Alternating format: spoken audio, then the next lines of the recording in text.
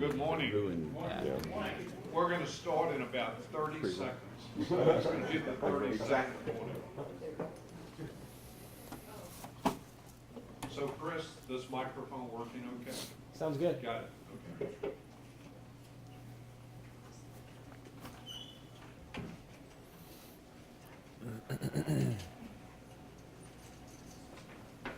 This is the optimum heckling angle. Heckle away. I think we're going to go ahead and get started. I'm Steve Love, President and CEO of the Dallas-Fort Worth Hospital Council, and this is a continuing series of our educational sessions. And as you know, we have great hospitals that are members of the Hospital Council, but we also have excellent associate members. And on the associate members, we really appreciate the work of Hall Renda. And Hall Renda does sponsorships throughout the year. They're a year-round sponsor. A couple of administrative things. If you need to use a restroom, there are 2 restrooms outside. They're unisex, so please don't tell our Lieutenant Governor because I don't want to get arrested.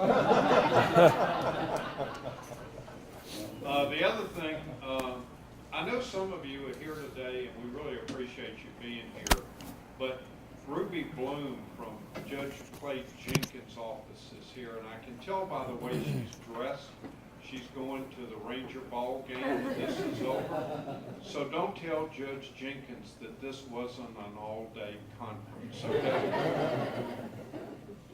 Just teasing, Ruby. You know, this is a subject that is very serious, and I know when you think of hacked, and when you think in terms of what we have to deal with, we kind of say we know it's a priority, but we don't want to make it a priority, and it's just something we don't want to deal with. And it kind of reminds me of sometimes we have to make things a priority. My son and daughter told me, 3-year-old grandson, his name's Owen, really doesn't like going to preschool. So when he gets up in the morning, he'd rather stay at home and play than go to preschool. So they have a real difficult time encouraging him going to preschool. It's not really a priority. Earlier this week, though, they came down and he was at the front door all dressed and ready to go 20 minutes prior to when they normally leave. And he said, I'm ready to go to preschool. And they said, so what's going on? Why do you want to go to preschool? He said, we're having an Easter egg hunt today. It's amazing how that changed his priority. So all kidding aside, when you think in terms of ACT, when you think in terms of things that we may not want to deal with, we really need to. And so we're delighted today that through Hall Renda and through their expertise, and I'd be remiss if I didn't thank Mac Stewart. Mac, we appreciate everything you do here locally for Hall Renda. And Mac has been a steadfast supporter of the DFW Hospital Council for over 10 years, and he continues to be. And so we appreciate his leadership here in Dallas, but we also appreciate the fact that he brings in experts from all around the country, you know, that work with Hall Renda. And today is certainly no exception. And we're delighted that we've got Mark Swearingen with us. And Mark is obviously an attorney with Hall Renda who specializes in health information, privacy, security, and was called to assist with the case he's going to talk about today. His expertise includes HIPAA, high-tech, compliance, and he regularly provides counsel on matters related to healthcare compliance issues, HIPAA investigations, the disclosure of health information, and also breaches, the response to the breaches, and HIPAA audits. And if you remember last year, we actually had an educational session in our local Office of Civil Rights. Their attorneys came and did an excellent presentation on looking at it from the government's point of view. And so I think a lot of what you're going to hear from Mark today is going to dovetail nicely with what they said. We need to routinely look at our procedures. We need to routinely update our privacy, and we need to make sure we audit it, and we don't dust it off and look at it when we have a breach. So we're delighted that Mark's with us. He adjusted his own personal family spring vacation so he could be here, and that's how much we appreciate his commitment to doing this today. So without further ado, it's my pleasure to introduce to you Mark Swearing. Mark.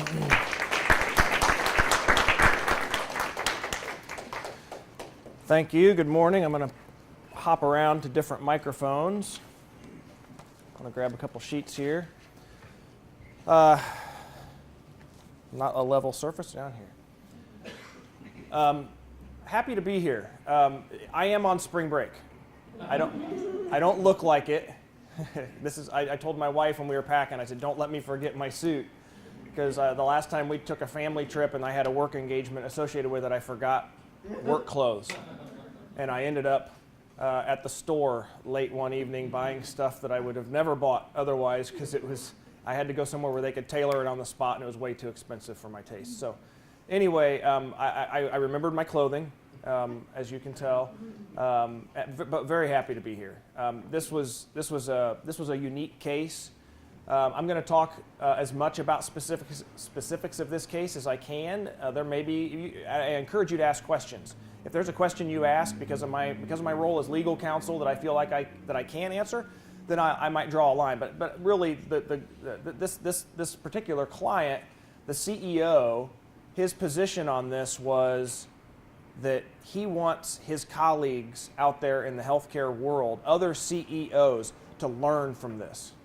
And so he's been very public in his speaking and his blogging about this, and so that allows us. I would not normally be up here talking about a case like this, even in the detail that I will go into today. So I really owe that to him, because that takes the leash off of me a little bit to be able to do that. So please ask questions.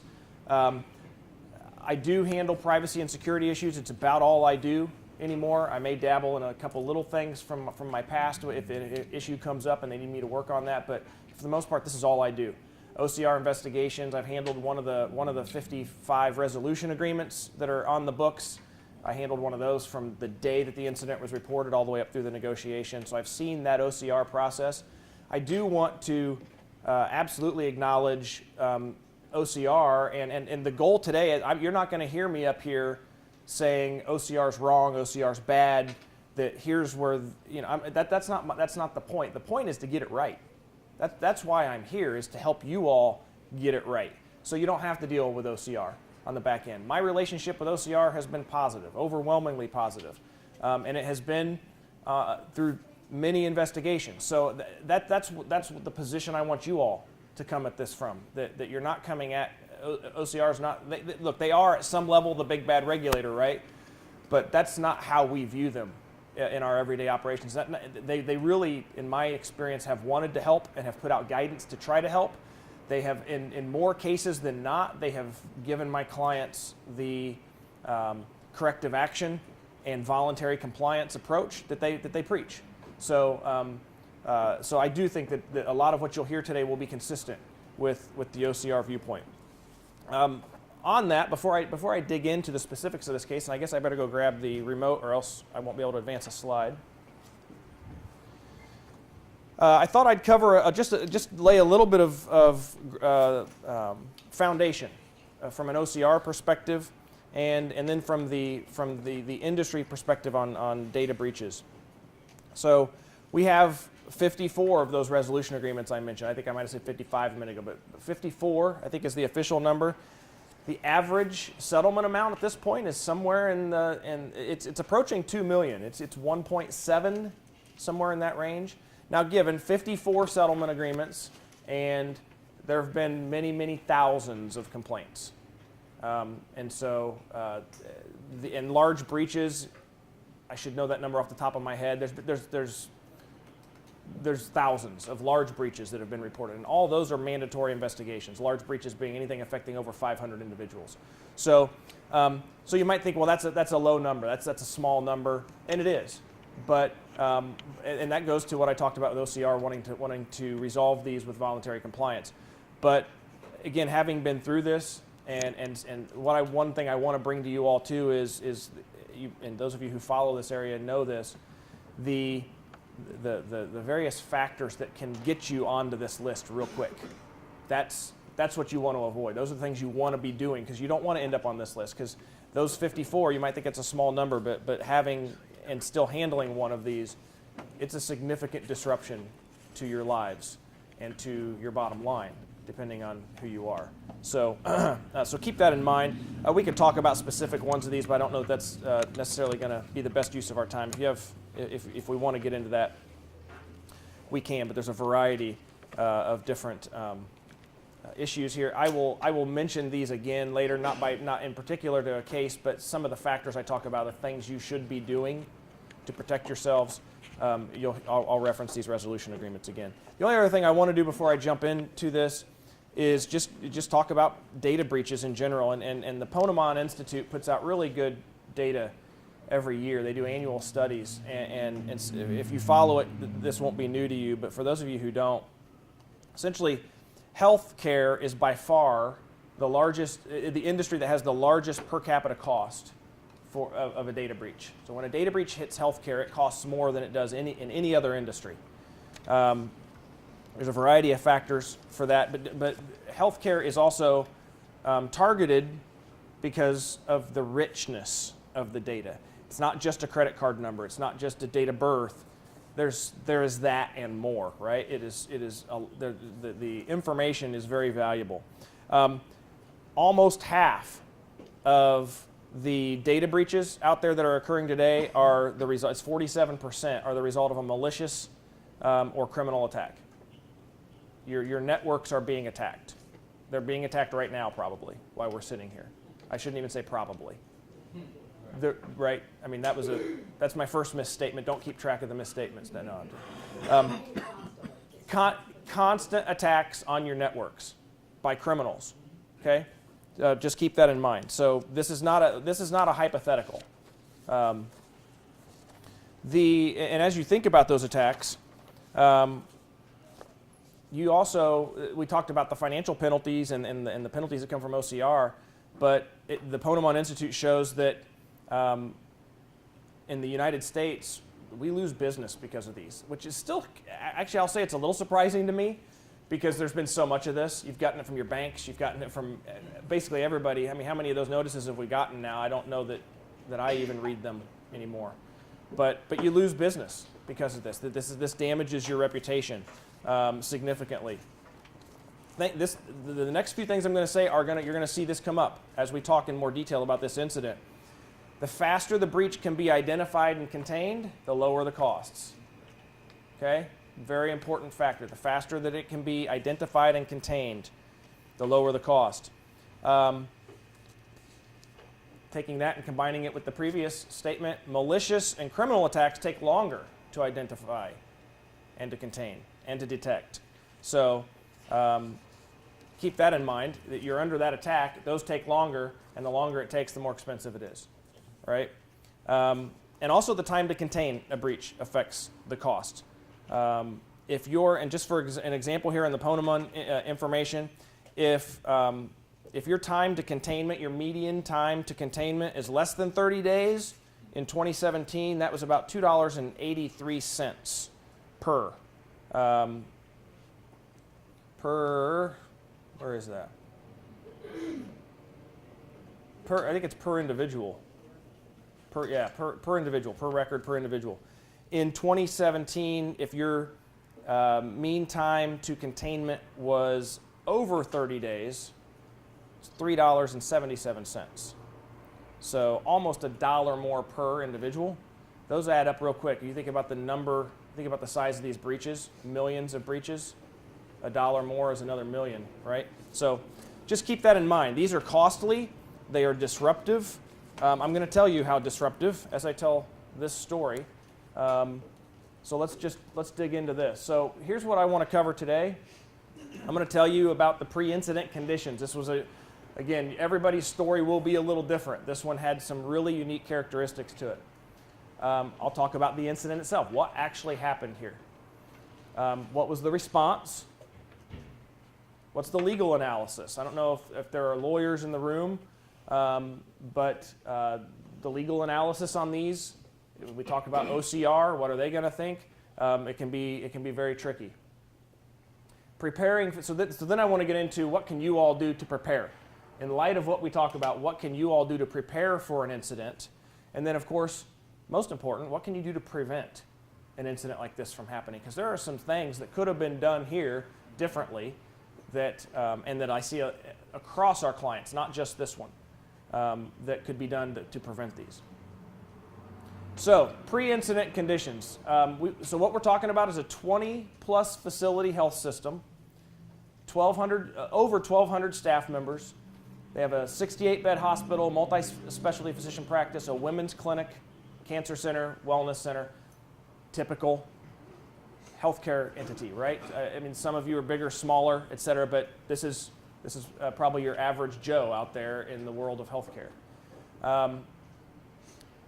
I've worked with this client for years. I'm not just saying this because I've worked with them, but they took HIPAA privacy and security seriously. They had a comprehensive program. This was not some, I get the calls where I ask a few questions and I realize, wow, these folks really haven't done a whole lot but buy a binder and put it on a shelf. That happens a lot more than I wish. This was not one of those entities. This entity, I've worked through some really detailed HIPAA privacy and security issues with them, not on the reactionary side, but on the proactive side. So they were as ready as I would say any entity was, and still got hit. The board and the C-suite are behind privacy and security at this entity. There is not a conflict in the organization, and honestly, now that's even stronger, right? Now that they've gone through this, everybody's on board. If anybody wasn't on board before, 100%, they're on board now. This incident in particular, we were heading into a holiday weekend. If this was a Thursday, I'll get into those dates. So this was a Thursday evening, heading into a holiday weekend where Monday was a non-working day. The flu season was really bad. ERs all over the area were on diversion already because they were being flooded with flu patients. And there was an ice storm that was bearing down on the area. And at 9:30 on Thursday, messages began showing up on computer screens, and it indicated that the system was encrypted with SAM ransomware. That's a variant of ransomware, and that the information was being encrypted or was encrypted, and if you wanted to obtain it, you had to pay 4 Bitcoin and to get the decryption keys. If you did not pay within the 1 week, the data would be deleted permanently.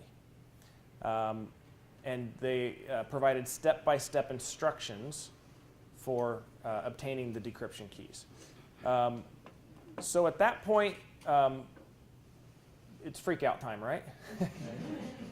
At a lot of places, it is. At some level, it's freak out time, no matter how well prepared you are. We're going to talk about preparedness. This hospital was very prepared for this, but it was still a little bit of freak out time because of all those other factors. All those, you take away everything. It's already been a difficult few days heading into the weekend, and then you have to deal with this. And so ransomware. I presume everybody's familiar enough with ransomware. They lock your data up, and you have to pay them if you want to get your data back, unless you want to restore from backups. And there's questions. We'll talk about backups here in a minute. So the response. The first thing that they did was they activated their disaster response plan. Okay, so there should be a bell that just goes off in your head right there, right? Do you have a disaster response plan? Well, you think you might hear about this later and some of the preventative steps. They did, and that was key. That was key. You're going to hear me come back to that numerous times today. Also, computers are down. right? You don't just lose computers in a ransomware incident, right? Computers can go down for all kinds of reasons, electronic reasons, all that kind of stuff. So downtime procedures. They initiated their downtime procedures and looked to stabilize patient care processes, right? They're a hospital. They're a healthcare provider. Patients are the first and foremost responsibility. And so they had and the first thing there is to, okay, who are the 3 people, I don't know what the number is, who are the 3 people in this facility who have ever charted in paper form? And get ready to train all the youngins who have never done that before. But so there was a transition from the electronic to the paper environment. Otherwise, patient care was going to come to a grinding halt. But they made sure the patient care was first and foremost. So that was obviously very important. Then it was time to contact key parties. So they started dealing with this at 9:30. My phone rang at 4 a.m. And I honestly thought that it was a mistake call. I saw who it was, and I was like, well, I don't know why this must be another. But I decided to pick up. I'm glad I did. And actually, now that these are becoming more commonplace, we've decided to set up a phone at our firm. We're going to set up a phone line for calls like that, because I would have hated if we didn't pick up that phone call because it was 4 in the morning and I was sleepy, right? So because when the client calls, again, you can have the best disaster response plan that you want, but you're going to be panicking a little bit. You need some counsel. So legal counsel, you got to get IT forensics involved right away if you want to identify what's happening. Remember what we talked about, the delay in identifying and containing? If you want to get that process started, you need IT forensics in there on a ransomware case. We got the FBI involved. This is very typical. In a case like this, we often get the FBI involved. And you might say, well, gosh, don't you wait and kind of gather the facts and stuff? Generally, no. Because the FBI can come to the table and say, you know what, we're working, it might not be locally, but they are working somewhere with somebody else who's been hit by this variant of ransomware, most likely, and they have some intelligence that they can contribute. As your IT guys are getting ready to dig in, the FBI might already be dug in somewhere else and recognize some characteristics of this. So we got them involved, and we had them involved in our phone calls. And I'll talk about the phone calls here in just a minute. So we had them involved very early. And then you've got the IT forensic investigation. So some facilities have a really good, robust IT staff internally. Some don't have any. You all probably are a mix in there. This entity did have a IT staff. They were obviously all awakened and brought in. They were there before they called me. But they all were in the middle of the night, and then you get them connected to the IT forensic firm, and you get the investigation going. We'll talk about a couple of other response steps that are a little more specific here in just a second related to that. And then one of the first questions that comes up in a ransomware case is, do you pay or do you not? And you might say, well, there's a lot of great reasons not to pay. Well, there's also some reasons to pay. And it's not an easy decision. We'll talk about that. So activating the disaster response plan, the first thing was an immediate shutdown of all network and desktop systems.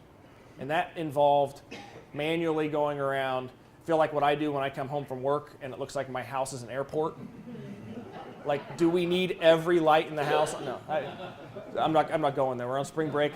These are happy family times. But no, they had to literally go around the building and turn everything off. And IT staff did that. It wasn't, hey, everybody, make sure you turn your computer off. No, this was serious. You had to turn everything. Somebody had to make sure that they were checking the box. So manual process, turning off all of the 1,200 or so units that were impacted by this.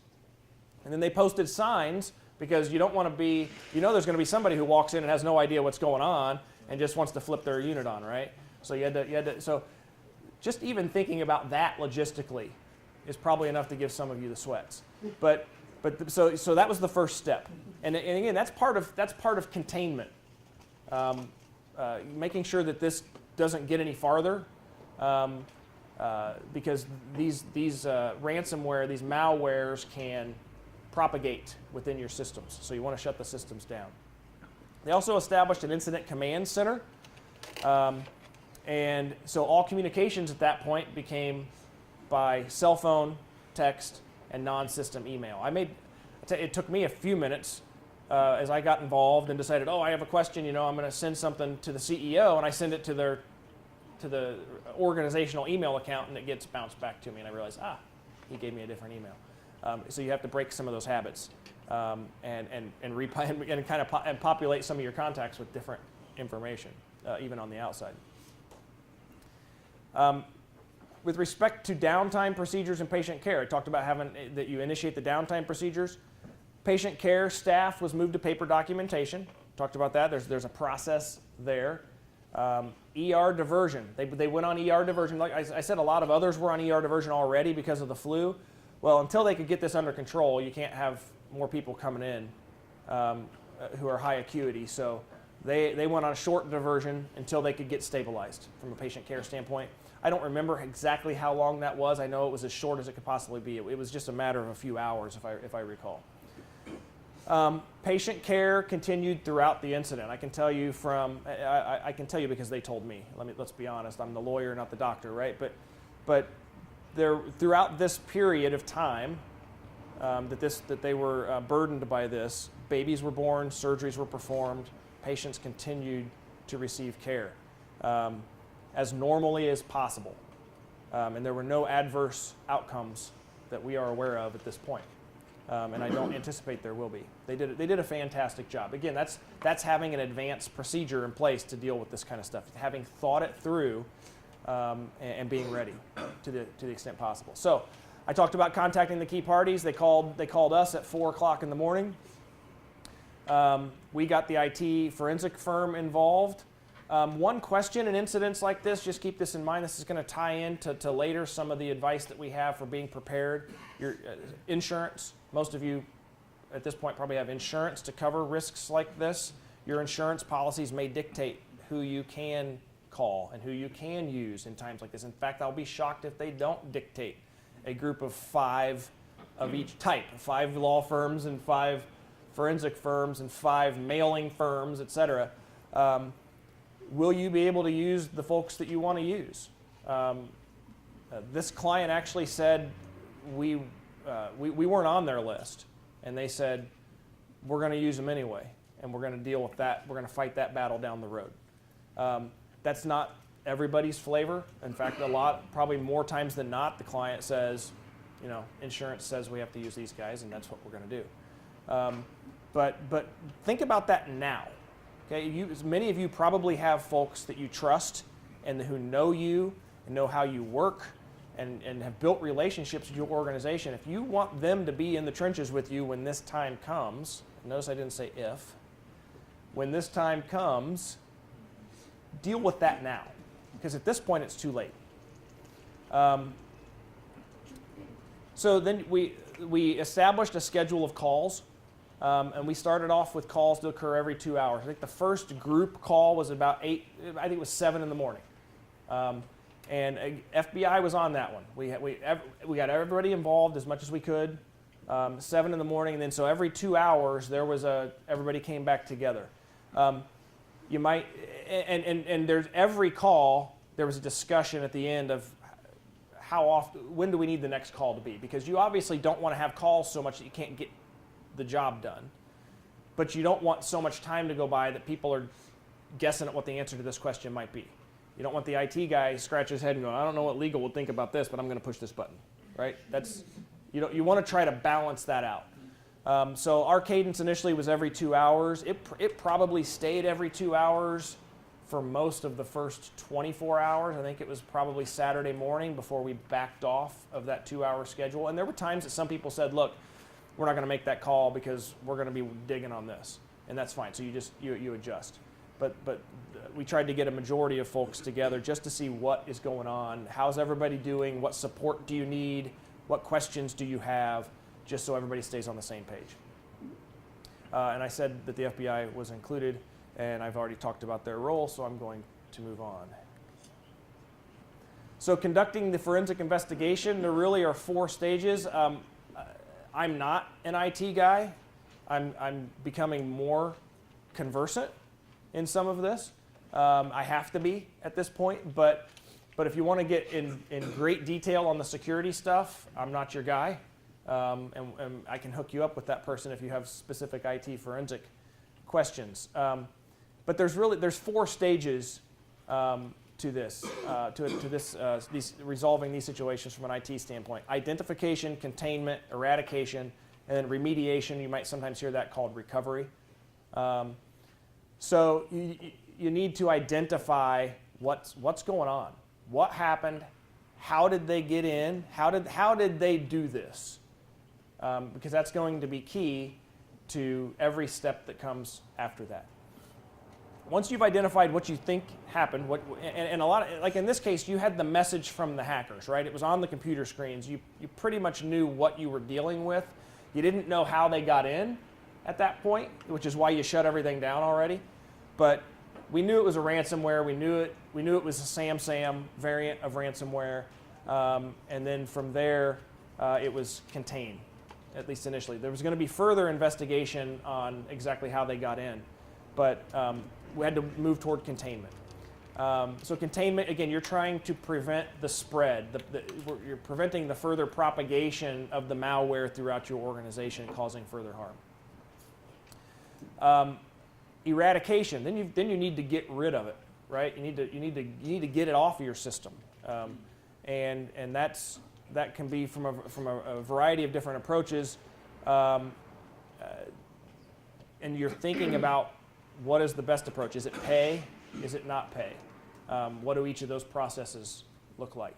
Then remediation, making sure that everything is repaired and ready to go and recovered before you flip the switch and get back to normal operations. Remediation also involves mitigating risk to the extent you can. If you identify certain things that might be at a higher risk, certain areas of your facility or of your system, you obviously take some additional steps there. And IT, again, these are really from the IT perspective. You could actually take those 4 steps and you could apply it outside the IT environment too, but this is really what the IT firms will follow. And you want to follow that very strictly, because if you jump too far ahead, if you've not contained it and you move on, you're going to do a lot of work for no reason, because you're still going to have the problem when you flip the switch, and that doesn't make a whole lot of sense. And in a circumstance like this, so those of you who run facilities and systems like this every day, downtime is money, right? And so when you think about the urge we need to get to step 4, we need to get to step 4, we need to get to step 4. No, we're going to get there, but you got to go through 1, 2, and 3 first. So there's a push to want to move through this real quickly, but it has to be a deliberate process. So they reviewed the logs. That's very important. You're gonna hear me talk about that when we talk about being prepared. You want to have logs that the IT staff can review and your forensic firm can review. That will help you determine what happened. Again, we're on the identification portion. So what they found out here was that the attackers had deployed ransomware through a vendor's RDP, that's remote access, to the network. I would be shocked if all of you at some level didn't have RDP access to your systems. So that means people can access your network from outside. It might be your workforce, it might be vendors. In this case, it was a vendor. When they started looking at the logs, I don't have this in the slides, when they started looking at the logs, they did see that we talked about this earlier, that the firewall had been getting hammered with a brute force. So a brute force attack is when the hackers are out there just throwing passwords at your firewall, trying to get through. And the whole purpose of that is if you throw that out there like a fire hose and one of them works, you get in. So that was happening, but when they looked at the logs, they never saw that successful. What they found was at one point a single password and username was used one time. It wasn't part of it multiple attempts. It got in right on. And so that led to the conclusion ultimately, and after there was discussions with the vendors involved, that a vendor in particular had access rights and had really not changed those credentials for many, many years. And once those credentials get compromised and put out there to the world of hackers, and then they'll find out who all has contracts with that vendor, and then they'll start trying to attack those entities. So they got in through a vendor's credential. So in this case, we're happy to say that it wasn't because the network security was poor and it didn't survive a brute force. It wasn't because a hospital staff member gave up their credentials. It wasn't because somebody clicked on a phishing email, right? So organizationally, you kind of puff your chest up and say, yeah, we did okay. But your vendor, their credentials got breached and they came in that way. We'll talk about ways that look, in some cases it's very convenient to have your vendors have RDP access to your system. There's stuff that they might need to do, and they can do it conveniently, and they don't have to be present. We'll talk about ways they can do that a little more securely. They also noticed from a review of the logs that the amount of access time on the system was limited, just a few minutes that these attackers were on the system. Consistent with the SAM variant, which is just gain access, deploy. That's all. They weren't looking to do anything else other than encrypt data and get a ransom payment. That's all they were trying to do. They weren't trying to steal data, which you'll see. I'm jumping ahead a little bit. They didn't create any additional accounts on the network. Sometimes they'll do that. They'll get in, they'll create additional accounts that look legit, and they'll sit back. You'll come in, you'll do all of your identification, your containment, your eradication, boot the system back up. Well, bad guy's still there with some credentials that look legit. We didn't see any evidence of that in this case. We didn't see them move laterally within the network. They opened a door, deployed the malware, and shut the door. Essentially, is what they did. And there was no evidence of that EPHI or any data of any form was exfiltrated, that was sent outside the organization. We didn't see any evidence of that either. I should wait until the end to say this, but I don't want to forget. This is why you need logs. This is why you need detailed logs. And this is an IT thing, so this is about as intelligent as I can sound on this. You need as detailed a logging as you can possibly put in place, because if you can't tell this story, you make my job, well, I don't know, you might make my job easier. I'm not sure which it is. You make it easier or more difficult, but this limits your ability to argue a position of low probability of compromise. Because if you can't prove what they were doing when they were on your system, the presumption is it's a breach and you've got to notify, right?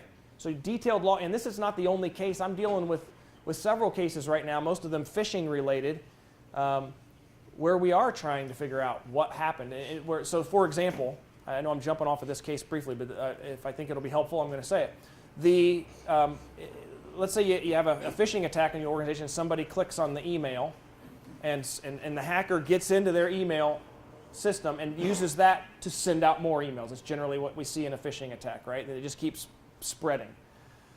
Well, that person was in the email. The bad guy was in that email inbox to do that. Let's say they were in there for 30 minutes, and that email inbox has an email that contains a spreadsheet with 200,000 patients' PHI in it. Did the hackers look at that email? What'd they do with it? What'd they do when they were in that inbox? There is logging, there is detailed logging at the level that you can actually determine that. Now, most of you probably don't have that enabled at this point. From what I'm seeing out there with my clients, most of them don't have that detailed of logging enabled. Talk to your IT folks about, I would say the simple question to ask is, hey, if a phishing attack successfully gets into an email inbox, can we tell from our logging right now whether an email was opened or not? I would encourage you, now they might give you 20 reasons why that's tough and difficult, and who's going to look at that, and how are we going to do this? I get it. It's not just as easy as I'm making it sound, but in a time like this, it's critical. And in cases where you don't have that detailed logging, it's tough. It's very difficult to say with a level of confidence that you'd like to have that this is not a breach that requires notification, right? You don't want to just send out 200,000 notifications if you don't think that email was ever looked at. But if you can't prove that, you certainly are relying on other circumstantial evidence to get you there. So look at your logging. Like I said, I've jumped ahead. Yes, question here in the front. A common sort of barrier will be, well, whose budget is that going to be come out of? My response is always, so whose budget is the $2.5 million 5-year CR going to come out of? Right, the budget battle, right? Whose budget's this going to come out of? And it depends. If you want to solve it beforehand, it comes out of one budget. And if you're going to wait and deal with it on the backside, it comes out of somebody else's budget. I would whoever's budget's going to deal with it on the front end is going to be my recommendation. But so yeah, lots of battles internally that can and I'm not saying you're bad or people are up to no good if they won't enable this level of logging. I mean, again, these are difficult, complex issues, but it was real important that we can make these conclusions in this case. Really important. Also, so you talk about more circumstantial type of evidence with the FBI's involvement and with the IT firm that we used in particular, who has knowledge and experience with SamSam, that variant of ransomware. They indicated that the folks who are deploying the SamSam ransomware, they're only looking at getting money, payment for the ransom payment. They're not looking to grab data and put it on the dark web. And sell credentials and stuff like that. They just want to get a ransom payment. So all of those factors together give us a lot of good information from the IT forensics side.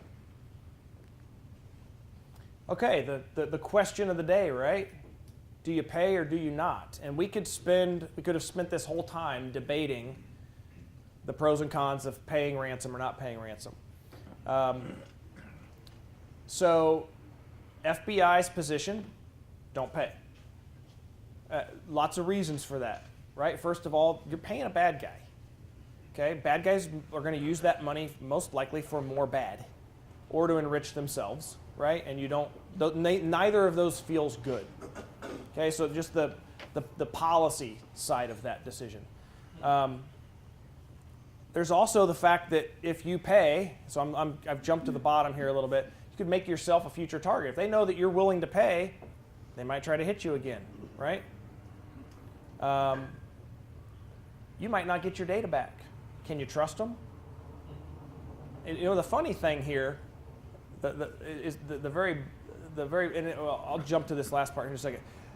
There's a hospital, I think it was in California, that did, they're not the only example, but one I'm familiar with where they did make the initial ransom payment, they followed all the instructions, and then the hacker said, great, now pay us more, and we'll give you your data. So that's that they might ask for more money once they see you're willing to play ball. And the success of the business model, though, the reason I kind of, you'll laugh at this, is the hackers they are sophisticated business people. They want to provide, I promise me, you'll laugh, they want to provide a high level of customer service in this transaction. They do. Because if they don't, if every time this happens, they double down and ask for more, or they don't give the data back, nobody's going to pay, right? And so they really do have a business development type mindset to some degree to keep it flowing. Yeah, question. Earlier on, the first slide, you said they asked for, is that? Okay, so yeah, I learned during this incident too. Bitcoin. Yeah. They asked for 4, so payment in the amount of 4 Bitcoin. I don't know that I jumped to that next, but we can jump to that because, well, let me go back. We'll jump to Bitcoin here in just a second. Jumping back up to the determination, so I talked about the bad guys first, which took me down to the bottom. But you also have a few questions that are practical within your organization. So do reliable backups of critical data exist? Do you have backups? You should. Okay? Backups are critically important in a situation like this. But even if you do, and this hospital did, This hospital had backups. How long is it going to take you to restore from backups? I can't tell you how many times that I hear organizations who have said, yeah, we've got backups, that's all good. And then something happens, they need to restore from backups, and that process is almost impossible to complete. There's a few reasons. Again, I'm going to jump in a little bit to the IT area on this, but sometimes when your backups, when they're getting restored, they're going to restore as image files. Image files take a lot more space, and next thing you know, you don't have enough space on your system to restore and bring your data back in. So yeah, you've got these great backups, but practically speaking, it's worthless. You can't restore them in any amount of time or at a cost that's reasonable. And then what's the value of time? Bake that into all this time analysis. How much money are you losing for every second that your system's down? So that brings us to Bitcoin. And like I said, I don't know if I jumped to that next. There it is. How about that? Beautiful. I like when I look smart. So the payments in the form of Bitcoin. Bitcoin is a cryptocurrency. It's not real, but it's real. I wish I could explain to you. After this happened, we had, because I ended up. So let me. I'll give you the not. It wasn't ha funny at the time. You might laugh a little bit just at my expense, and that's perfectly fine. But I was managing the calls from the legal side. Generally on these calls, I think my role is to kind of lay back, unless I'm asked a question. If I feel like I'm hearing something that needs to be addressed from a legal standpoint, I'll jump in. But this problem had a lot more than just legal to it. And so on the calls, I'm kind of just sniffing out what my role is going to be on the particular call. It came down in the afternoon on Friday. It was probably about 2 o'clock in the afternoon on that Friday. The decision was, we're going to pay. The reason to pay, they had backups, but they knew that to restore from backups was going to take, they were not going to want to do that until they got all the way through the 4 steps we talked about, well, the first 3, because they were afraid of continuing corruption. And they knew, based on their IT calculations, that restoring from backups was going to take materially longer than purchasing the decryption keys. That was their decision. Tough decision, really tough decision. So that decision was made early afternoon on Friday, and they said, hey, we've got a job for the lawyer now. Get us 4 Bitcoin.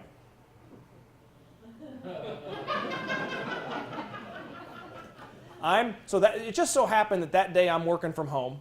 I forget why I was working from home. I live in a rural area. I don't get really good. We don't have wired internet at my house, so I'm relying on a MiFi to give me internet. I literally was. It was really cold. Ice storm was approaching. I kind of laughed at the picture that was chosen for this event, the guy sitting there in the hoodie, because I think for most of the day I was working from my home office in a hoodie. It was an interesting afternoon, to say the least. But the decision was, you figure out how to get us some Bitcoin so we can make this payment. Which I remember getting off that phone call and just going, all right, where do we go from here? Thinking about the fact that it was, at that time, I think it was 2 o'clock, that we're heading into a holiday weekend, so if we didn't get this transaction done financially by what I was told in the next several minutes was that the wire had to be into the hospital's bank. That they had to have the money and be ready to wire it by 4 o'clock. So they had to know where to wire it to by 4. So I had 2 hours to figure out how to buy Bitcoin, where to buy Bitcoin. So Bitcoin, again, I'm not your best resource on what is Bitcoin. It was, again, it's a cryptocurrency. It's used for some, it's legitimately traded. There's lots of cryptocurrencies out there, lots of them. Bitcoin's just probably the most prominent and heard of. it is used for legitimate internet transactions. It is it's part of what's called the blockchain. You're hearing the word blockchain thrown around by people who want to make you think they're smart, and if they understand it, they are smart. But it's a decentralized way of performing monetary transactions. So in our traditional system, everything goes through a bank, right? Everything goes through a central point. Well, in the blockchain and Bitcoin world, it's all these people out there in the computer world who have followed the transaction for each Bitcoin. Again, don't ask me to go any deeper than this.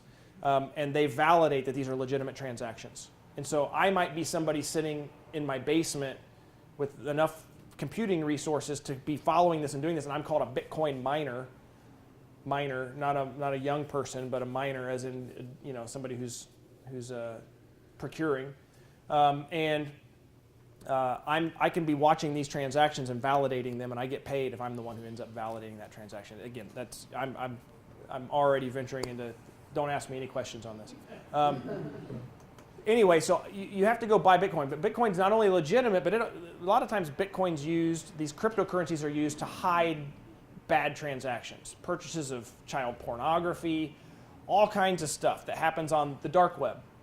We'll talk about the dark web here in a minute. So you can go and legitimately buy Bitcoin. Bitcoin's very volatile. Its value fluctuates. It's been a couple thousand of Bitcoin up to, I think it's somewhere in the 20,000s per Bitcoin, I think was as high as it's been. Somebody out here might know more than that. So 21,000 is about as high as it's been per Bitcoin. At the time that this task came to me, it was around 11,000 per Bitcoin. So I was able to. I didn't want to just go and buy Bitcoin on the internet.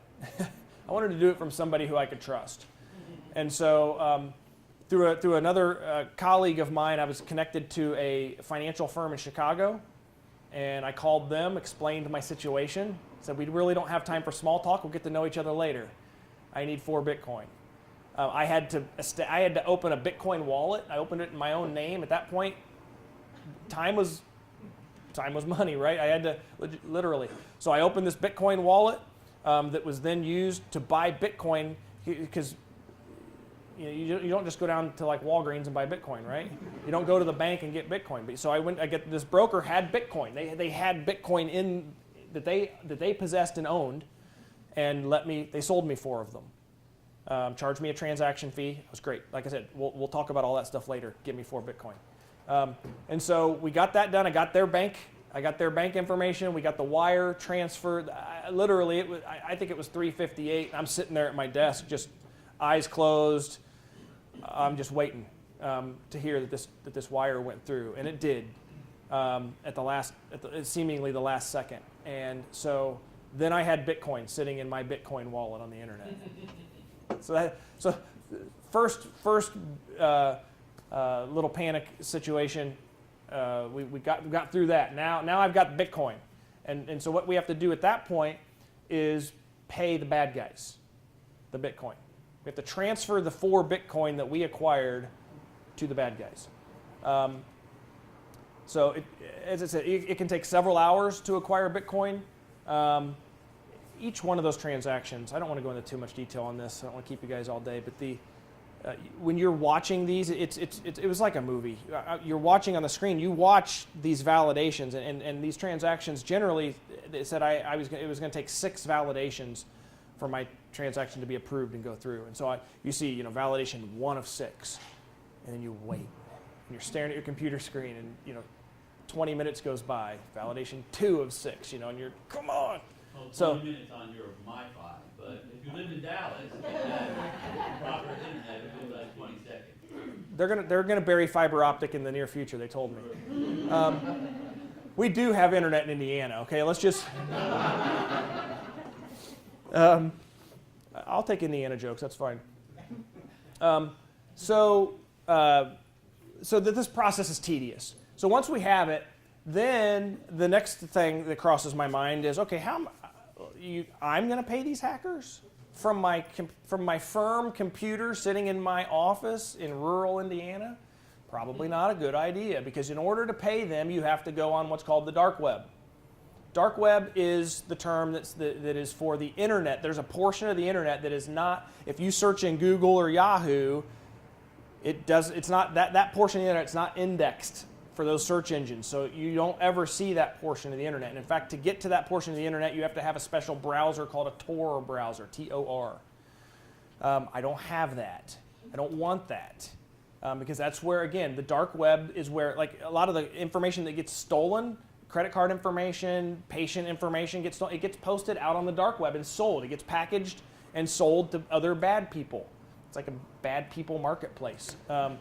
So I was like, I'm not doing that, but we need to get this payment made. So I talked to the IT firm, and they said, well, we can do, again, I'm going to use some IT terms that don't ask me to explain them, except I understand the concept, but they said, okay, we can sandbox a computer, isolate it, I think is essentially what they're saying, isolate it, not connected to any of our networks, and we can do that transaction. They said, though, everybody was nervous about this. You know, it's just not routine on a Friday night for us to be paying Bitcoin to Ukrainian hackers. So we go on, and what we decided to do was turn it into a Skype session among all of us on the team. So the IT firm, legal, FBI was on this, and we had the one guy who was doing this on the sandboxed computer. We could all see his screen, so we got to watch this take place, which was really cool. The other reason why we weren't just watching to gawk, but you had to put in these strings of letters and numbers to you had to pay the ransom. Then you had to type in the Bitcoin address, which is this crazy long, doesn't make a whole lot of sense address. So part of the goal was, we said, okay, there's 10 of us on this call watching this. All 10 of you have to say, yes, that's correct. That string of letters is correct. So we all validated. We did our own little blockchain there, it seemed like. We all validated that everything was correct before we went to the next phase, because we didn't want to make a mistake and lose the Bitcoin, or not, the hackers say, oh, you didn't follow our instructions, whatever. So we all made sure the instructions were being followed. We followed their instructions, sent the Bitcoin. I saw the Bitcoin leave my Bitcoin wallet. I knew it was gone. And then you sit there and you go, are we going to get the keys? I think the Bitcoin payment, I think the Bitcoin left my wallet at somewhere in 9 o'clock-ish on Friday night. For the next few hours, we waited. No response. I think it was a little bit after midnight Eastern time. And at that point, you'd kind of gone back to your whatever could be a normal evening, and you're just waiting to hear some activity. I just was walking around with my phone on speaker wherever I went, and all of a sudden you heard, some computer noise, bling, and you could hear the collective sound through everybody's phones of people running across their homes to get, or through the hospital, whatever, to get to where they needed to get to watch what was happening. And sure enough, they provided a file. The hackers provided a file that contained the keys to decrypt the information. So, huge sigh of relief. Thought, well, I can finally go to bed. So the next issue that brought up, yeah, question. So you said that the FBI was involved in that process. Is there any illegality in participating, and providing the Bitcoin to the hackers? Yeah, so I'm going to repeat the question for the camera. The FBI was involved. It was the observation, as we had said earlier. Was there any issue of illegality in paying a ransom to hackers? Right? That's an illegal activity that they're engaging in. Now, I'm not aware of it being illegal for someone to pay a ransom in that circumstance. Clearly, the transaction at some level was an illegal transaction, right? But the paying the ransom, to my knowledge, is not an illegal act. Question. Quick question on that topic. Did the insurance policy at all cover the payment of the Bitcoin? So lots of insurance policies anymore can cover that. And this insurance policy, again, they've got insurance stuff to work out because they did a few things their own way. But yes, their policy will potentially cover the payment of a ransom. You can get that specifically listed in your insurance policies. I said 4 Bitcoin, 11,500. It ended up being $55,000 in Bitcoin. Somebody asked me earlier today before this started, why that amount of money? And sometimes you might think, I've watched the movies. They don't say $55,000. They say $5 million or whatever. So why do they not? Well, they want people to pay, right? They want to make money. If they set it at $5 million, we'll probably spend the weekend restoring from backups. If they set it at $55,000, wow, that's not a bad economic transaction, to be honest with you. When you think about, do you want to be down? How long do you want to be down, and how much does it cost you to be down? And is $55,000 worth it? Right? These are not. You can have your opinion of them from a moral standpoint, but these are not dumb individuals. There is thought that is put into where they set these prices. They set it at a price where they know it will be attractive, right? They want to be paid. That's what they want. Now, here's the next issue that comes up, is the decryption keys. In my having not dealt with this before, I thought, okay, that'll be great. We'll get the key. We'll put one key in. Boom, everything goes smoothly, and we're all open again. Well, they gave us a decryption key for everything that had been encrypted. They gave us a decryption key for everything that had been encrypted individually. So there were 1,400 separate decryption keys that had to be. So now, hey, again, the customer service, right? You laughed earlier. Customer service. They did provide a crosswalk for key to unit. So you tipped them. So we get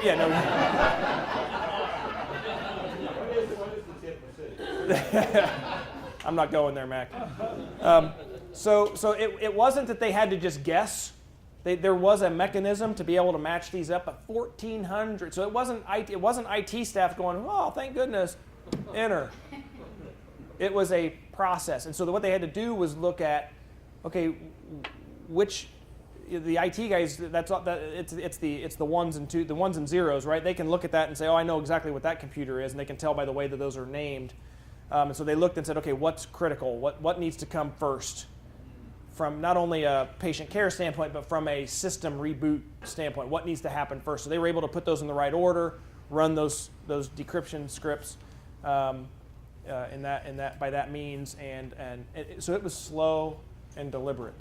It had to be, and so that was that. We got the keys early morning on Saturday. So probably by 2 in the morning on Saturday morning, we had the keys, and IT was starting to make sense of it. And what are we going to do with these now, and how are we going to deploy this? So they were able. I'll finish before I jump to the legal analysis. I think I say this later, but system came back online Monday morning. So it was the whole weekend to run through that process, but they still feel with great confidence that was quicker than what it would have been if they had tried to do that through their backups, and probably safer. We'll talk about backups a little more here in a minute. So, Mark, yeah. How many IT staff do you have? Oh, that's a good question. Just like in general, how many? That's pretty quick to go through 1,400. So they have like I said, their IT staff at that facility is probably at least 10 folks. They didn't bring an extra contract. And then they also had the IT forensic firm, and that firm has probably 40 employees. Now, not all of them. We probably had 6 or 8 from the IT forensic firm, but I don't think that they were advising at that point on that process. But yeah, I mean, it was impressive. The pizza places, the sellers of energy drinks in that town that weekend. I mean, there were some people who, frankly, got maybe a couple hours of sleep here and there, but for the most part, that IT staff was up for the whole weekend. Do you have an hour estimate for how much? I don't. Great question. I don't. Lots of hours. So the question was, do we have an hour's estimate for how much time was put into this? A lot. That's all I can say. A lot, by a lot of people. Yes. Question. When you mentioned you found that the ransomware was identified, and you got legal, and you got the forensic IT, and then you started looking at the logs, and you found out that the actually was the entry was through a vendor. What did you then initiate dialogue with vendors, or was vendor for that dialogue, or not? Was everything was back up? Yeah. So the question is with respect to the vendor, the fact that once we had figured out that a vendor credentials were responsible for this, when did we establish dialogue with the vendor? Did we do it at that time? So at this time in the story where we are, we were not dialoguing with any vendor at that point. It was let's get the system back online, and we want to be sure. You don't want to just walk in. You don't want to pick up the phone and point fingers at somebody. You really need to know what you're dealing with. So those conversations have happened since. I think it was probably within a week. There was discussion, and that discussion was not necessarily, hey, guess what you guys did? It was, you may have heard what happened. Everybody had at that point in the area. This is what our initial investigation has uncovered. How does this jive with what, we need you guys to help us here from an investigative standpoint. And they were very helpful. There was the vendor whose credentials were acquired. There's also another vendor who was supposed to be monitoring network traffic and bad stuff, right? A lot of you probably have that what happened there. There's also a vendor who had done a risk analysis back in the fall. It might even have been more recent than that, but it was within the last 6 months there had been an IT risk analysis. HIPAA security rule requires that. You'll hear me say that in just a minute. Why did that not pick up on the fact that there was an open port with RDP access? Or why weren't there recommendations made to make that more secure? So there's a variety of different legal issues that you might encounter on the backside there. But we did not, that dialogue did start fairly early just because of the fact that we wanted the vendor to participate in the investigation to some degree. At least we wanted their intelligence to help us as we tried to identify. But that wasn't right in the midst of everything going on. Question in the back? Okay, so if I were a vendor and we're loose with my customer's credentials, or for whatever reason they got in with my credentials, which have very large access, aren't I in some way accountable or liable? Yeah, so question, if I'm a vendor and I have access credentials like that and something happens, aren't I liable? Yes, you potentially are. Good segue into legal analysis. I know we had another question up here in the front, but you are, and you're most likely you're a business associate under HIPAA, right? So you have direct liability to OCR if you're found responsible, which from the covered entity standpoint, we like that. Because then we hope that as long as you can establish, my experience with OCR has been if you as the covered entity can establish that it was the vendor's responsibility and you have a up-to-date current business associate agreement with that vendor, they will generally look at the vendor. That's huge. They'll investigate the vendor, not you. That's what you want in that situation. The other thing is you have contractual issues, and most of these vendor contracts are horrible. And they're horrible in that the vendor has gotten their terms. The executives at the hospital or the healthcare system have just signed it without much in terms of a legal review. And then it comes across a situation like this, and we look at it and we go, oh, wow, there's a limitation of liability at 1 times 12 months fees. And the fees for 12 months are $34,000. So guess what? Your insurance gets to cover the rest of that. The contractual issues are, that's why looking at the contracts up front. You'll hear me talk about that in just a minute. Yes, question. When these situations happen, you got called at 4 in the morning. You don't know where they're going. You don't know who's liable. You don't know any of that. To the best of your ability, do you try to conduct it to keep as much of this privileged as possible so that it's a privileged conversation at your direction? Yeah, great question. So the question is, we don't know what direction this is going to go when the call comes in at 4 in the morning. Do we take steps to make sure everything, or as much as possible, is protected by attorney-client privilege? Absolutely. We engage. Hall Render is engaged by the client. We engage the IT forensic firm. I was on every call. There were some technical calls that I said, you probably don't need me on that necessarily, based on I didn't think there was going to be anything legal of legal significance. Just, hey, who's going to do this? Who's going to do that? I didn't need to be on that kind of call. But yes, for the most part, on all these calls. Now, you run into some issues. Like we wanted FBI on there. Are you blowing attorney-client privilege by having a third party on that call like that? I hope not. But in Texas, we have something else. We have the medical committee privilege, and routinely when I haven't had this, but when I get called by a hospital with an issue, we immediately establish a medical committee of the health and safety code, and then that creates, it's an even stronger privilege than the attorney-client privilege. And we go out as a committee and seek information from third parties, it remains privileged. So we do have a process in Texas, even beyond that. But what you have to do is from the beginning with your C-suite say, I want you to establish a medical committee. Everybody on this call can be on that medical committee, but let's do it right now, and that's the privilege. So Matt, for those of you watching this live on CNN, Max says he uses here in Texas a medical committee process to protect the information at even a greater level, perhaps, than just your standard attorney-client privilege. So yeah, privilege is important. At the end, privilege is interesting in these situations because I want everything to be privileged, attorney-client privileged. But if OCR comes in the door and says, we're going to investigate this, I want them to see that IT forensic report if I think it backs up my case, right? So I'm not using the privilege against OCR or against the regulators necessarily. I'm using it really more so against private litigants that might want to come in and try to sue. It's not a real, I don't know, I can't speak to Texas law, but that's been a tough road for most litigants, most plaintiffs to try to sue for situations like this. There is no private right of action under HIPAA, but a lot of them are trying to bring it under state confidentiality laws. In Indiana, there's been a couple successful ones under medical malpractice statutes. Part of your standard of care is to protect my information.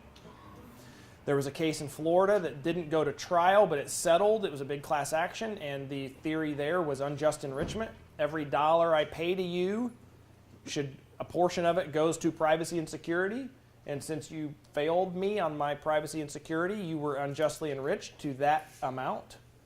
So some interesting legal theories that will just continue to evolve as they try to get more creative and overcome some of the difficulties here. So, yeah. I think just to segue, as part of the legal analysis and the sort of the review, you can have that privilege, but during the containment process, I lived in this living for about 2 years with the OCR. And when we first do that containment, you have to notify all your vendors, anybody with a portal, anybody with a access point that goes to your data. Everyone has to be disconnected so that they can do their own analysis to see if it transmitted through those through those tools and ports and stuff. So it is it's tough to manage. Yep. Okay. Good point. So from the legal analysis, there's going to be state law and federal law. We've talked about HIPAA. I'll talk about it in just a little bit more detail, but state laws often, in my experience, focus on identity theft. If there's not some component of identity theft, whether that being credit card numbers or bank account numbers, stuff like that, or the risk thereof, sometimes state law can be set over to the side. Here, in this case, Indiana's law does focus on identity theft, but when you have a hacker potentially on your network, and your network does contain that kind of information, within 24 hours, I was talking to our state attorney general's office just to keep them apprised, because they're going to hear about it. They're going to hear in the news. And what I have found with state level agencies is they would rather hear about it from you than hear about it in the media. And things can get off on the wrong foot if they hear about it. Now, there's a lot of different factors to weigh in those decisions that we can't really spend time on. But but and state laws are different. Some states like California, you have to tell them 3 days before you ever learn that it happened. I'm joking. But it's literally, it's like 24 hours. And sometimes in 24 hours, you don't really know what you're dealing with. I was able to get the state AG a heads up within 24 hours here, but that's not always the case in these. Often it's not. In Indiana, we have to tell them within 30 days, at least, which is quicker. HIPAA is without unreasonable delay, no event more than 60 days. And that's at that 500 limit, so less than 500 is 30 days. Less than 5, so that, yeah, that's, so, well, notifications to patients have to go out without unreasonable delay, no event more than 60 days, if you're going to notify.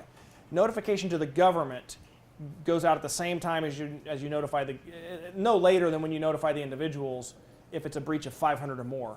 If it's a breach of less than 500, you can do that up until 60, you can do it as the breaches occur, or you can do it up to 60 days after the end of the next calendar year. So if a breach happened in 2017, you had until about March 1st to report that to OCR. And for breaches that happen in 2018, small breaches, you'll have up until approximately March 1st of 2019.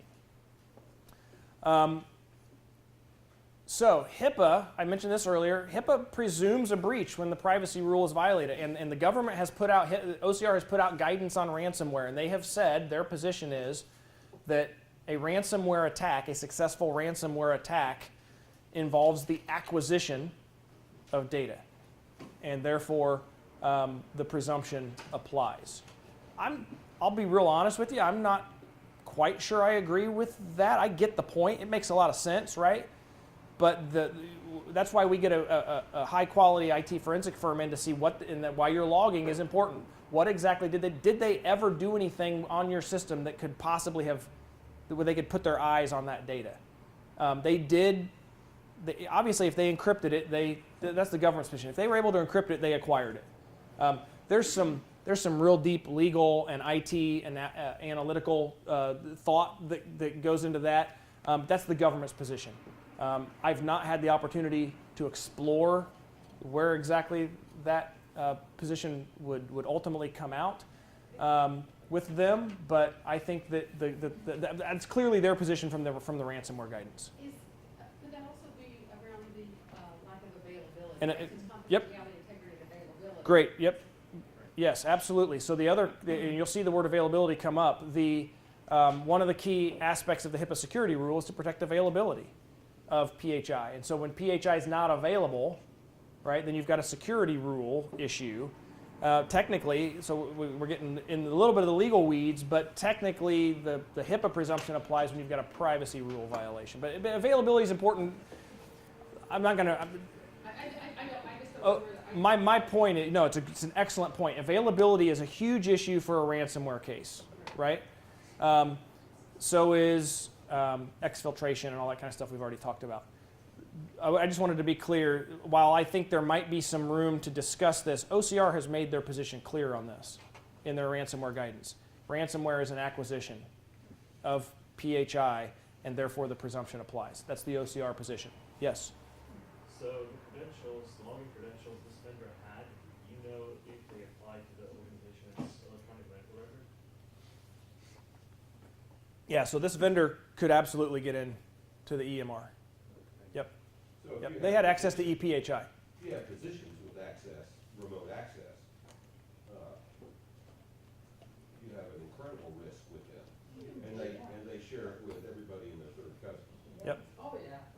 And they haven't changed it for 10 years, right? Any remote access is a risk that should be identified on your risk analysis and remediated according to your risk remediation plan. Question in the back. Do you have, were there any scenarios in terms of how long would you have waited for the encryption keys to be sent back, and or was there also scenarios about would you have paid that second ransom? Wow. We didn't. So the question, how long were we willing to wait for the decryption keys to come back? And if they had come back and said, we want more ransom, would we have paid it? We didn't. I'm not going to speak for the organization. There was obviously a willingness to pay something at that point, and so it's I don't think beyond comprehension that they might have been willing to pay more, but I I can't speak for them on that. I mean, they didn't want to pay what they paid. Just felt like that was their best option to get, again, with their eyes on their patients and on as first and foremost. Was there consideration pursuing both tracks, paying the Bitcoin and beginning the rebooting the backup? Yeah, it may have. So was it considered to take both of those approaches at the same time, trying to restore from backups as well as go the decryption route? I'm sure they thought of that. I'm sure they went through that scenario. But again, they did not want to begin that backup restoration process until they were sure their system was clean. And I think they were really. It was not. It was a difficult decision because of a lot of things. But when they finally made the decision, that they felt like that was the right decision for the organization. There wasn't a whole lot of looking back on that decision. But one thing the government, so I said, the government presumes a ransomware attack is an acquisition, it's a breach, so the presumption applies. They still, though, in the ransomware guidance, give you the opportunity to rebut the presumption. And that's important. So you still, and the rebuttable presumption is, if you can document there's a low probability that PHI has been compromised, then you get, and if you can document that, then you can conclude that there is not a breach that requires notification, not a breach of unsecured PHI. So that's why those factors come into play that we talked about earlier. Was there an acquisition? Was PHI viewed? Was availability compromised? Right? We just talked about that. It's a great observation. But I think the key for me as an attorney is they didn't foreclose in the ransomware guidance the opportunity to do a low probability of compromise analysis. You still have that opportunity. I will tell you, I think it's challenging. It's a challenging analysis in your typical ransomware case, right? Because most of the entities I deal with don't have the detailed logging that they need. I'll tell you, our state attorney general's response to this when we shared and updated him was, if you've got the logs to back it up, I'm going to be good. And now that's not an official statement. That's me talking to him on the phone. But I think that's a consistent. I think that's something. If we can back it up with adequate logging, that what they did and how they did it and what the variant is all about, you've at least got a chance, right, to overcome the presumption. So what can you do to prepare for these? Develop an incident response plan. We kind of laughed about that right in the very beginning when I said they initiated their disaster response plan. And we all kind of, some of you nervously were like, do we have one of those? You should have an incident response plan, a disaster recovery plan, whatever you might call it. You're required to have that by the HIPAA security rule. So you need to have a plan like that. I will tell you, after going through this, not only with this client, I've been through this with several clients, not this exact scenario, but a variety of different types of hacks. And these are characteristics that, as I was preparing for this, this isn't in any book somewhere. This is just what I think after going through this. Availability. These are what are the characteristics of an effective incident response team? So the team members, you need people who are completely dedicated to the task at hand. I told you there were some people who slept very little that weekend, and it really got a little tiring to have to take a phone call every 2 hours. And eventually like every 4 hours that entire weekend. I think we finally dropped them off to like every 6 hours or so, or maybe twice a day once the system got back up. But it was, you have to have people who are completely dedicated and available. Selflessness. These are not the time. It's not the time for the attorney to try to act like they're the smartest person on the call, or for anybody to be making this about themselves. It's really, you have to have selfless people who their goal is getting to the right point as fast as possible, doing it well. Delegation.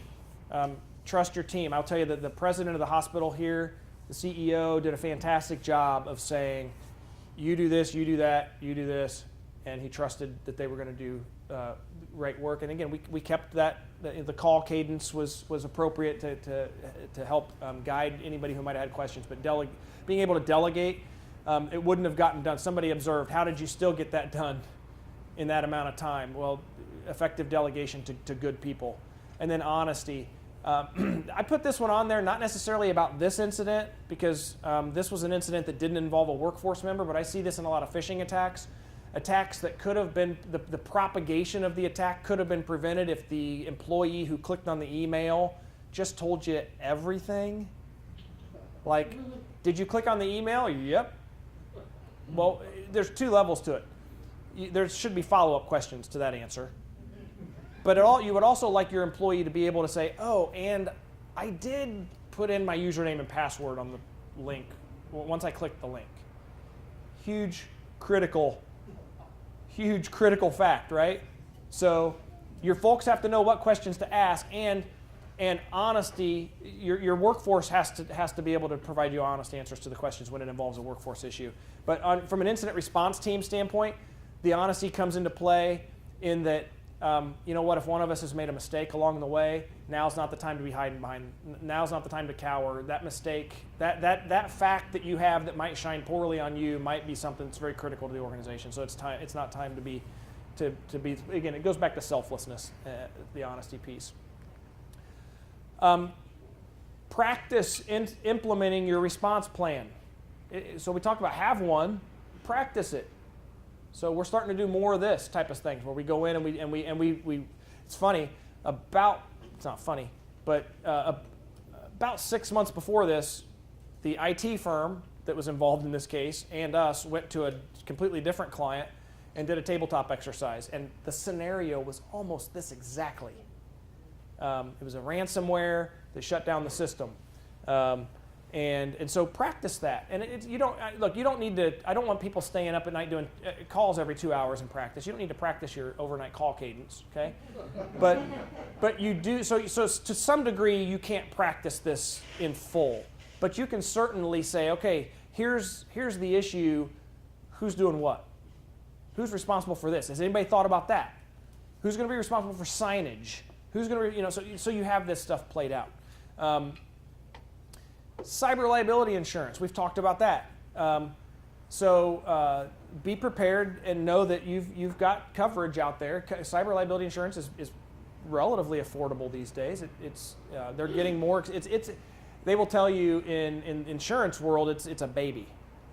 It is a baby. They don't have as much experience underwriting cyber liability and getting it right, but it's out there. It's available. Make sure you get your preferred vendors. If you have preferred vendors, I talked to you about that earlier. Make sure your coverage is adequate. I've seen several entities come to me, lots of them physician practices, who have gotten their malpractice policy, and the insurance company said, as an added bonus to get you to buy with us, we'll throw on some cyber liability. Great, it was $50,000 of coverage. We're through that by Saturday morning, at the latest, in a case like this. So $50,000 isn't going to cut it. You need. I'm not going to advise you from an insurance standpoint, but if I hear anything less than $1 million, I get pretty nervous. And for depending on the size of your organization, it should probably be factors of $1 million. So your liability. We talked about vendor contracts. Look at if you are negotiating vendor contracts that aren't in place yet. Look at those liability protections. Some of the vendors are going to say, "Look, we're not going any farther than that." You got to rely on your insurance coverage at that point. It depends on who has the leverage in that negotiation. But my viewpoint is, why can't everybody? And I know I've heard all the arguments, so we don't need to belabor it. But I just think it's reasonable for everybody to say we'll be responsible for our own mistakes.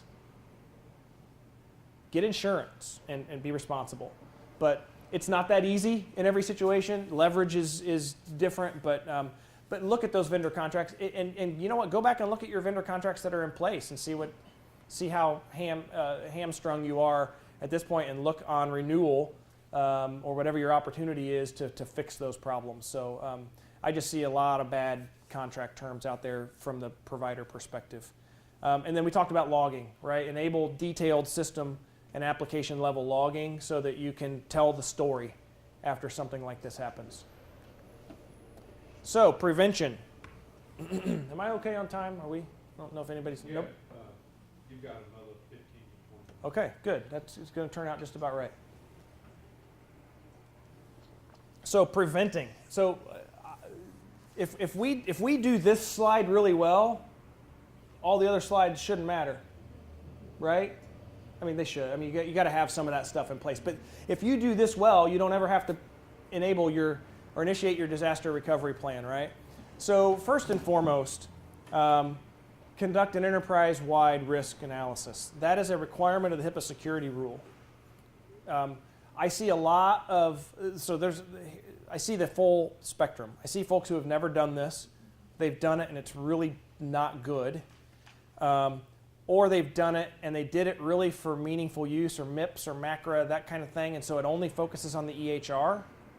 Well, enterprise-wide doesn't mean EHR only. It means anywhere there's EPHI in your system electronically. So it can't just be your meaningful use MIPS risk analysis. If that's all you have, it's insufficient. If you look at that list, I said I'd come back to this. This list of resolution agreements, I should just run through it and do the numbers before I give a talk like this. But if you run through these, there's 54 of them. I would venture to guess that 40 of them, high 30s to low 40s, one of the significant factors in the reason they're on this list is they didn't do that. They didn't do the risk analysis, or they did it very poorly. Second, and then the second one plays into that. Develop and implement your remediation plan. A risk management plan is what the security rule calls it. It's those two factors together, generally, that are the common thread in these resolution agreements. So let's say you were one of the lucky ones who actually did do a good risk analysis. Well, the result of that risk analysis is not only this fancy report with lots of colorful bar graphs, but it should be a plan to fix the vulnerabilities that risk analysis identifies. And so you say, here's the vulnerability, here's the risk to the organization, high, medium, or low. You rank those. You obviously want to fix your high ones first. And when am I going to fix it? And progress. I mean, it's a chart, right? And if you don't have that, the government looks at failing to do either one of those things is really bad for them. They don't like that, and for good reason, because they know that it's kind of like I feel like I can relate most of this to my parenting of my boys. I'm just doing this so you don't get hurt. I don't want you to fall and get hurt. I'm doing this because I love you. Isn't that what OCR feels like? I'm doing this because I love you. But really, if you do those two things, it is the groundwork. It is the foundation for preventing an incident. So do these things. And your enterprise-wide risk analysis can be done inside if you have an IT staff. I recommend it at least periodically being done outside by somebody who's not responsible for that system's performance and how it's set up from a security standpoint. You want somebody else to look at it. In fact, Hall Render is a business associate of our clients in most cases, and so we're responsible for security rule compliance.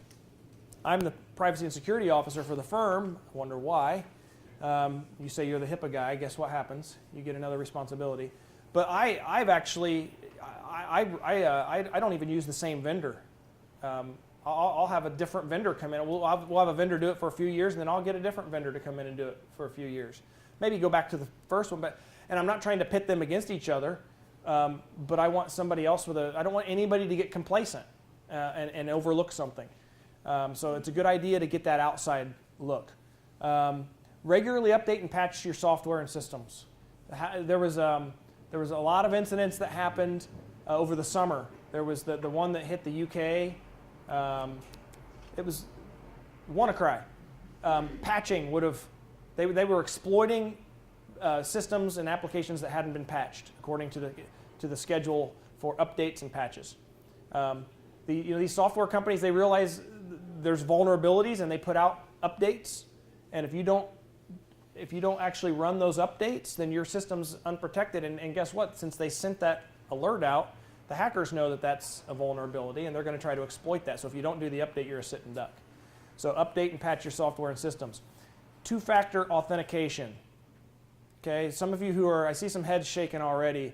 When you look at RDP, your remote desktop protocol, your access remotely, one of the best ways to prevent that from being misused is to have two-factor authentication. So multi-factor authentication means you don't just have one. You don't just put in a password. A password is something you know. So they say multi-factor authentication can be something you know, something you are, right? Like a fingerprint, retinal scan. So something you are, something you know, like a password. Why am I missing the last one? Because it's something you have, and that's where what most people are doing on the something you have is they're saying, look, yes, if you're going to log in remotely, you're going to put in your username, you're going to put in your password, but before we're going to let you into the system, we're going to send you to your phone, to your email, whatever.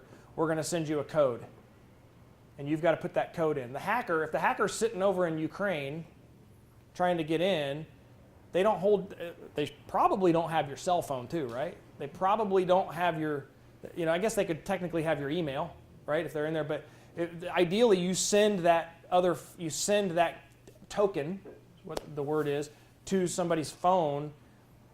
They have to type in from what they're seeing there, they have to type that in to get into the system. That will thwart a whole lot of these RDP issues. Multi-factor authentication. So think about that. We're Max. Sorry, you're going to have to do multi-factor here very soon at Hall Render. Thank you. That's coming. I mean, so we're all in the same game, and we all have to protect. I'm looking real forward to the calls that I get when all the attorneys start having to click something else. Log my irritation now. I've already got yours. When we came up with the idea, I put down Mac Stewart.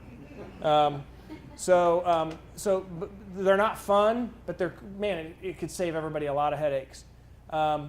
Conduct regular workforce. Oh, sorry, I skipped one. Implement a vendor management program. This one's a toughie, right? It's hard enough to keep track of your own compliance plan. I understand it. But I have more and more clients who are saying, okay, we think we have our ship in order for the most part. What are we going to do about our vendors now? Are we going to require them to fill out an audit questionnaire? Are we going to require them to have some sort of certification? What are we going to do to make sure that they at least know the stuff we think is important for them to know? There's contractual issues with that too, right? I mean, you're going to have to, if you're going to tell them, hey, you've got to do X, Y, and Z, it better be in the contract, or they're probably going to laugh at you. So vendor management is a growing, evolving, I don't want to call it an industry, but it's something that folks are working on right now. And so I keep an eye out onto what you might be able to do from an oversight of your vendors standpoint. Workforce training, HIPAA security rule, HIPAA privacy rule requirement. If you're not training your workforce, boy, you're asking to be on this list. And what we do at Hall Render, and what a lot of folks are doing is we're testing our workforce with fake phishing attacks. It's becoming pretty common. At first you're kind of like, is that right? Am I setting people up? But you've got to figure out what your approach is going to be when people fail. But I have found it to be, what I can tell you I've seen in our clients and I've seen with us, that you start with a baseline. We started with a baseline. We didn't tell people that program was going to start. We just said, let's see how many people will fall for it from day one. And that number has decreased significantly. So you get that baseline, and then you implement your training. You tell people what's going on. It's as simple as, don't click the link in the email. If you click the link in the email, don't ever put your credentials in. They're getting really good. There was one that I dealt with not too long ago where, especially in a phishing email attack, what makes phishing so effective is they'll hit a friend of yours, and that you're in that friend's contact. So when that email comes to you, it looks like it's from your friend, and so you trust it. The best thing that your workforce, some of the tips you can give, hover over the link in the email. So a lot of times if you hover over that link, you're gonna be like, wow, that link's like 3 pages long. That doesn't look right. Why doesn't, if it's presumably coming from me at Hall Render, why does that link not say something about Hall Render, right? Why does Hall Render have 3 L's in it? that kind of stuff. So you got to hover over that link. That can help you. Your workforce can give them some tips like that. And also make sure your workforce is their initial step. If they have a question, contact the help desk, right? Before you click on anything, ask, and they can see that it's legitimate. Question. Yeah, at TW, I just wanted to add what we've seen is every footer of the screen says, we will never ask for your ID and password. So every time you see something, we will never ask for your ID and password. So you just get so used to seeing that, it's in your head. It's like subliminal messaging to let you know that. Right. Ever. Never, ever. Right. You got to hammer it home. Yeah. Real quick, I was involved with Plano, Plano's town north of here. They have about 3,500 employees. They did a mock phishing attack. 220 clicked on the mock attack. 12 gave up their password, username and password. 2 were cops. Interesting. So, if you don't think your organization is vulnerable, you're wrong. It's the #1 way into Organizations are vulnerable, and you'll be surprised at who clicks. Sometimes and you've got to have a program to enforce that, no matter who it is, right? We don't take an approach of a punitive approach or an embarrassment approach. I don't think that's appropriate. But we certainly take it seriously, and you will see, what I have seen is when people do it, it's not generally because they're just being stupid. It's because life is causing them to not think through things like they normally would. They've just come from a difficult meeting. They've just got bad medical news, or something's going on in their life, and they're going through their emails, they're going through on their phone, they're not at their desk, something, you get an email that says you've got a FedEx package waiting for you, UPS. Oh, hey, who's sending me something? It's easy. They make it really, really easy to click on these things. So you just got to make sure you tell your workforce. You just always on guard, and that's why you put as many technical things in place as you can. But you still, I should have put it in here. There's one of my favorite cartoons. It shows a boxing ring, and in one corner. And the announcer saying, in one corner, it shows all the IT systems, so it's like computers and stuff stacked up over there, and it says, and in this corner, Bob. And it's just a guy sitting over there. Like, you can have all this sophisticated stuff, and Bob can ruin it, right? And that was my point. I'm a healthcare consultant, and what amazes me is when we contract with providers, large health systems, to do coding compliance work or other type of compliance work or consulting work, almost none of you all do a security assessment of us. And what I've noticed after being in healthcare 23 years, health systems are notorious for having contracts with mom and pop shops. They, just do it underneath our $50,000 limit so we don't have to RFP it. They'll have a coder doing coding work that's exchanging thousands of, PHI records, and the coder's surrounded by 17 cats and no security walls or firewalls. So part of it is, you say implement a vendor management program. Some of these systems, they're doing business with people they shouldn't be doing business with. Absolutely. Yep. The vendor management, the small mom and pop vendors, you're absolutely right. Those are big risk areas. Have somebody do a third-party penetration test on your network. Have somebody try to attack it from the outside. That's a great idea. And make sure that they know what they're doing.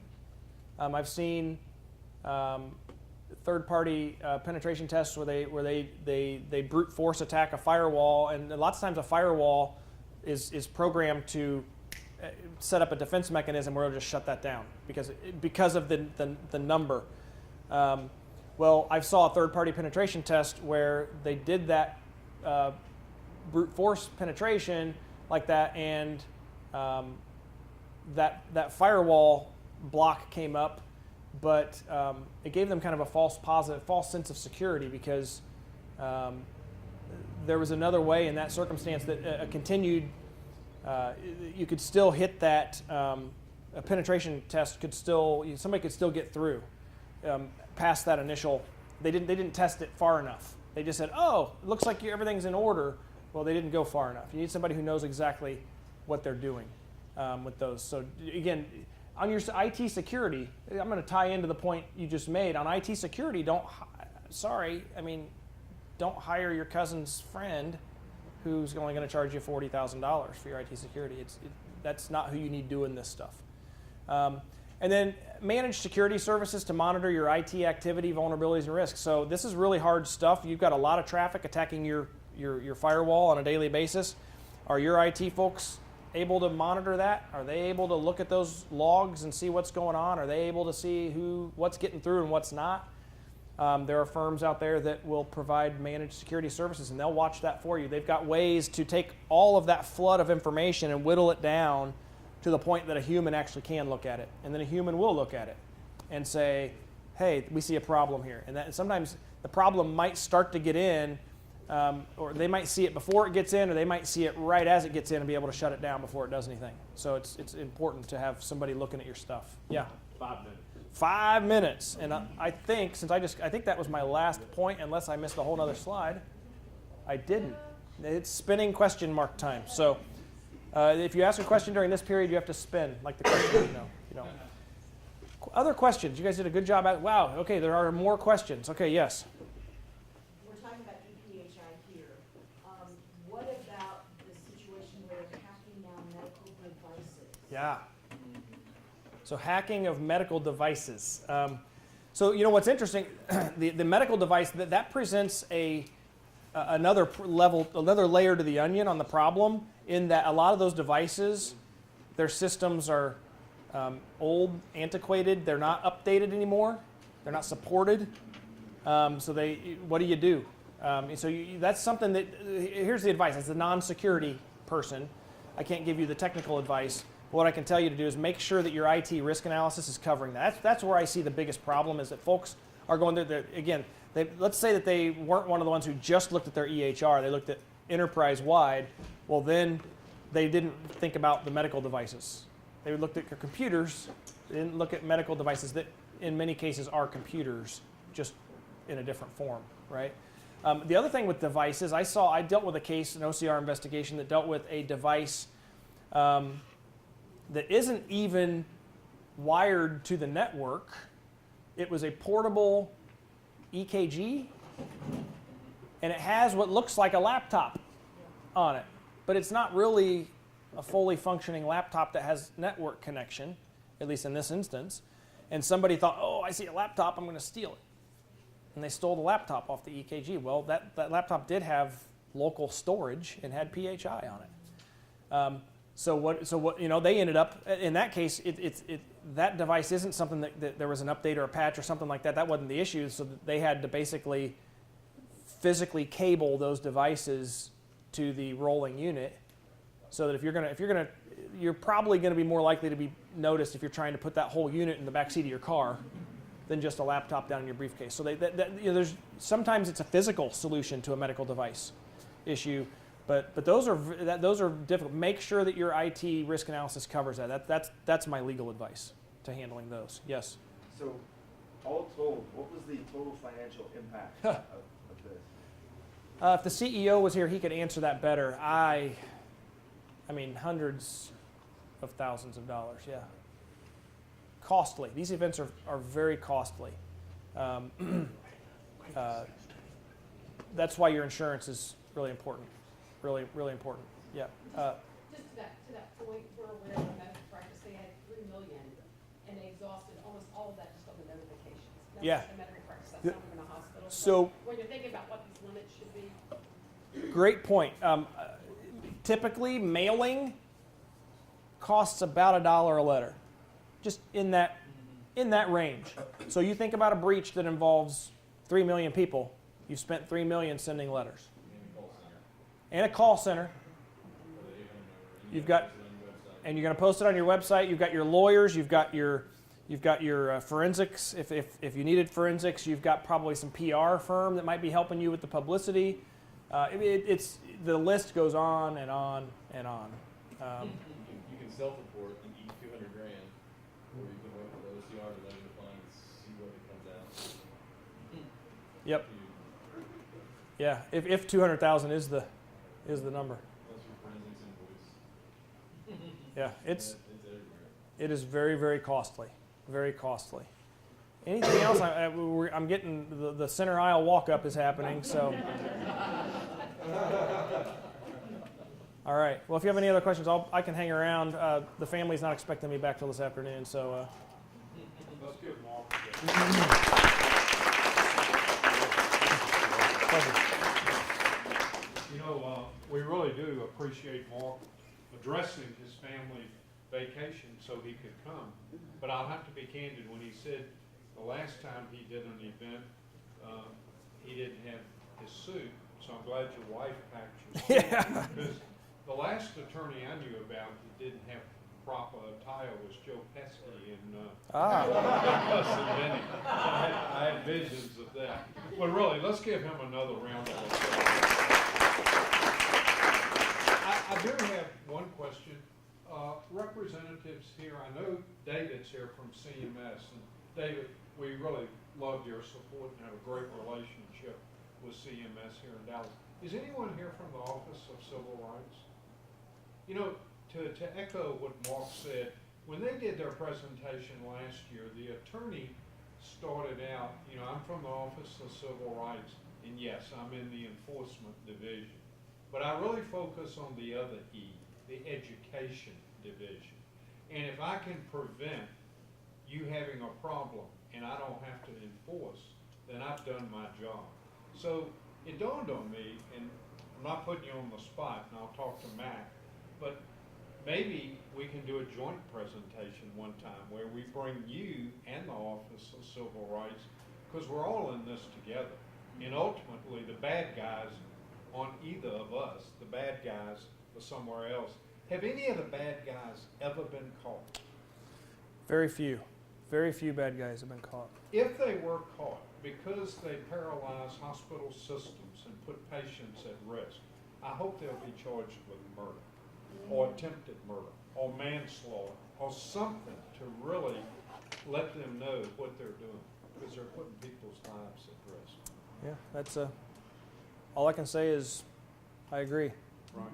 I don't know that legally how likely that is to occur, but it's significant impact. And that's why, in this case, I was very proud of the client who their focus was patients first and foremost. And if it took till the next week to get their computer system up, it took till next week, but they were going to focus on those patients in it because it has a direct impact on patients potentially. Again, we want to thank Mark. He's gonna stick around, like he said. So if you have individual questions, I know that he'll answer them. And I want to echo again to Mac Stewart and the team here in Dallas how much we appreciate their support of the Hospital Council and of healthcare here in North Texas. And to each of you, thanks for attending today. And I might add, we have subject matter experts on just about anything, so if anyone here has a topic, let us know. We'll bring someone in. Right. And, you know, as I said, Hall Renda is a year-round sponsor of the Hospital Council, and Mac's right. He's always looking for topics. If you have something near and dear you want to hear about, they've got the experts that they can bring in. So thank you, Mac. Appreciate it. I hope all of you have a good rest of the day. Ruby, root for the Rangers, right? I'm just kidding. Ruby's a good friend of the Hospital Council, so we have to pick on her a little bit. But thank you all for being here. Is this proprietary, or would your presentation be something we could share on the website? It can be shared. Okay. So Chris and Jordan will work with you on that if people want copies of the slides. But thank y'all, and please drive safely. But Mark's here to continue answering questions.